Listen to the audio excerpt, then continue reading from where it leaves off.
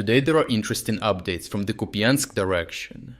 Here, Russia's offensive against Kupiansk has turned into one of the greatest disasters of the war, a grinding campaign that devours entire brigades, yet yields no meaningful gains.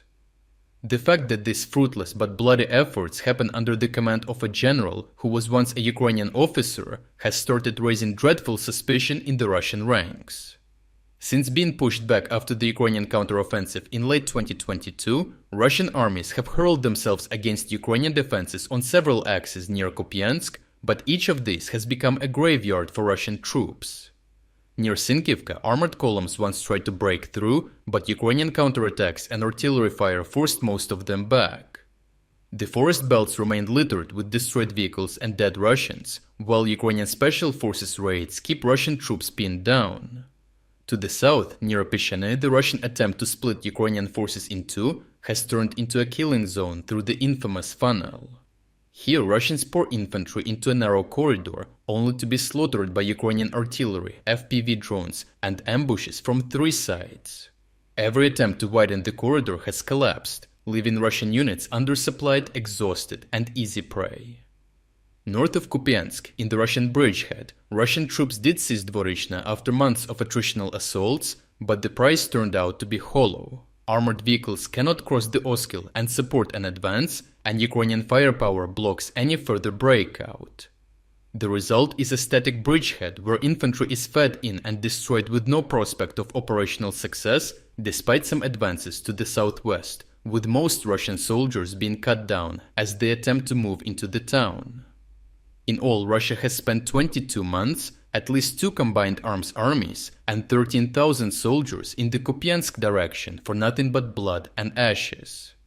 Ukrainian artillery, aviation, and drones strike not only the front lines but also logistics hubs behind them, with extended supply lines further choking Russia's offensive. What was supposed to be a swift advance to threaten Kharkiv Oblast and eliminate the major Ukrainian bridgehead east of the Oskil River has turned into a drawn-out massacre, with casualties mounting each day. This disaster has fueled a strange speculation. Could the Russian commander of this offensive, Lieutenant General Serhiy Storozhenko, in fact be Ukraine's best spy? Storozhenko was once a decorated Ukrainian officer, the commander of the 36th Marine Brigade. But during the Russian takeover of Crimea in 2014, he defected, and witnesses recall how he encouraged his men to surrender weapons and side with Russia, though he later claimed he had simply resigned. A week after the phony referendum that followed up, he received a Russian passport and soon headed a new brigade for the enemy. By 2022, he commanded the 35th Army in the Kharkiv region, which suffered a humiliating collapse at Izium. Instead of punishment, he was promoted to lieutenant general in 2023 after whitewashing several post-operation reports and given command of the Russian 6th Army, which is now being bled to death outside Kupiansk. Under Storozhenko's watch, Russian losses are truly catastrophic.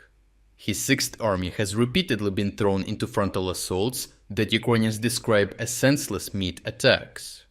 Casualties have skyrocketed so much since the start of the Kupiansk offensive that some Russian analysts whisper about deliberate sabotage. His track record reinforces the suspicion: defeats at Izium, stalemate in Kursk, and now a complete disaster at Kupiansk.